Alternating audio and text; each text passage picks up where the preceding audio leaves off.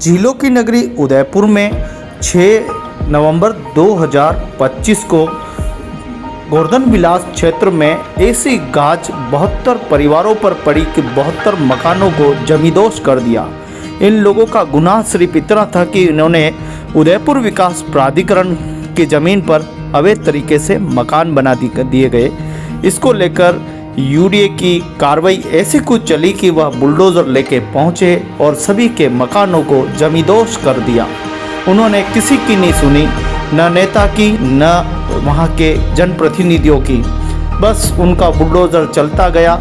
आखिर ये लोग कहाँ चले जाते हैं जब लोग मकान बनाते हैं, रोड़ी बजरी ईंटें आदि डालते हैं, तब ये लोगों की नींद क्यों नहीं खुलती। अचानक से बुलडोज़र लेकर पहुंचते हैं और लोगों के मकानों को जमींदोज कर देते हैं। ये दृश्य यहाँ नहीं, देश के कोने कोने से हमें ये दृश्य देखने को मिलते हैं, जहां अलग अलग नामों से अलग अलग सरकार की प्रशासनिक, कभी नगर निगम तो कभी विकास प्राधिकरण के बुलडोज़र का मुख इस तरफ मुड़ जाता है कि लोगों के कहर बन के टूटता है। उनकी चिलचिलाहट, रोने की आवाज़, उनके बच्चों की रोने की दर्द भरी हुई चीखें लगता है कि अंधे गूंगे और बहरे प्रशासन को सुनाई नहीं देती है और लोग परेशान हो जाते हैं।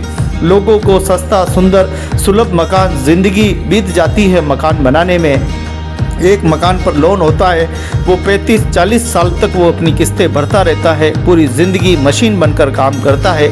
इतनी ज़िंदगी में वो बहुत कुछ कर सकता है, लेकिन वह जीवन भर मेहनत करता रहता है। एक परिवार का मुखिया या महिला हो या पुरुष हो, जिनके कंधों पर जिम्मेदारी होती है, वह कैसे ज़िंदगी निकाले। ज़िंदगी भी बड़ी कठिन हो जाती है। गरीबी का एक यहाँ कोई सहारा मिल जाए, सस्ती ज़मीन मिल जाए, खाली ज़मीन है और कोई विश्वास दे कि मेरे पास तुम भी मकान बना लो। एक एक करके 72 मकान बन गए। और सबसे हैरानी की बात तो यह है कि प्रशासन ने यह कहते हुए तोड़ा कि 2023 से पहले बसे लोगों को हम तोड़ेंगे नहीं और 2025 के बाद मकान बनाने वाले को हम छोड़ेंगे नहीं। तो कहने का मतलब यह है कि आज का जो दिन है 6 नवंबर 2025 का दिन है, 2 सालों में जितने भी मकान बने थे उनको सबको जमींदोज कर दिया गया। क्या गुनहगार सिर्फ मकान बनाने वाले हैं?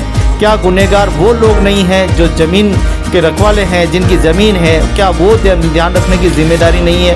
क्या यूडीए की अधिकारियों की जिम्मेदारी नहीं है कि वे कुर्सी को उठकर और यहाँ आके देखे, लोगों का देखे हमारे को ज़मीन पे अतिक्रमण तो नहीं। ये न कुर्सी से उठते हैं और न कुर्सी से हिलते हैं। रिश्वतखोरी और लूट मचा रखी है। महीना होते ही तनख्वाह आ जाती है खाते में। ऐसे में उठने की ज़रूरत क्या है? उठेंगे तो बुलडोज़र के साथ उठेंगे और लोगों के आशियाने को उस प्रकार से तोड़ देंगे कि लोगों के जीना तितर बितर कर देंगे, छत से आशियाना भी छीन लेंगे। एक आत्मनिर्भर की भारत की बात की जा रही है। ऐसा आत्मनिर्भर है जहां लोगों को न्याय नहीं मिल रहा है, लोगों को इंसाफ नहीं मिलता है। लोग मकान बना देते तो उन्हें कुछ मुआवजा मिले या उन्हें और मकान मिले, उनका पुनर्वास हो, किस भी हो, लेकिन लोगों का नुकसान का बिल्कुल ध्यान रखा जाए। ये बातें होनी चाहिए, लेकिन यहाँ कुछ नहीं सुना जा रहा, कुछ नहीं समझा जा रहा। लोगों की चिल्लाहट की आवाज़ आज भी गूंज रही है। 6 तारीख को ये बात है, 6 नवंबर 2025 की घटना थी और 6 नवंबर से आज मैं जो वीडियो बना रहा हूँ ये तारीख है 23 नवंबर 2025 का दिन है। तो आप सोचिए 6 की घटना है और आज 23 दिन बीत चुके हैं। लोगों ने तंबू टेंट लगाकर जैसे जैसे अपना आंदोलन ये देखिए तेज किया, लेकिन कोई इंसाफ नहीं। कई बार वो टंकी पे भी चढ़ने की कोशिश की, आत्महत्या करने की कोशिश की, लेकिन कौन सुने, किसे सुनाए। लोग ही अपने दिलासा देते रहे, कुछ जनप्रतिनिधि सहयोग में आए, लेकिन ज़मीन किसने दी वो एक अलग इशू है। ज़मीन कैसे बेची वो एक बड़ा सवाल है, लेकिन सबसे बड़ा सवाल ये है कि छत से आशियाना छीन लिया गया, 72 मकानों को जमींदोज कर दिया गया। इस तरह से अगर कार्रवाई होती है तो मुझे लगता है कि देश में कोई भी गरीब व्यक्ति, कोई भी गरीब कॉलोनी, कच्ची बस्ती बिल्कुल नहीं बचेगी। इसी प्रकार से जमींदोज कर दिया जाएगी।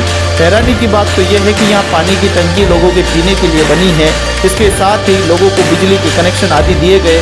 कहाँ था वो प्रशासन? आखिर कहाँ यूडीए था? कहाँ ये अधिकारी सो जाते हैं और जब उठते हैं तो कुंभकर्ण के बाद ही 6 महीने बाद उठते हैं और कुंभकर्ण की तरह वार किया, बुलडोजर लेकर आए, लोगों के घरों को जमींदोज कर दिया। कौन है आखिर इसका जिम्मेदार? नागरिकों से निवेदन है कि वह भूखंड सोच समझ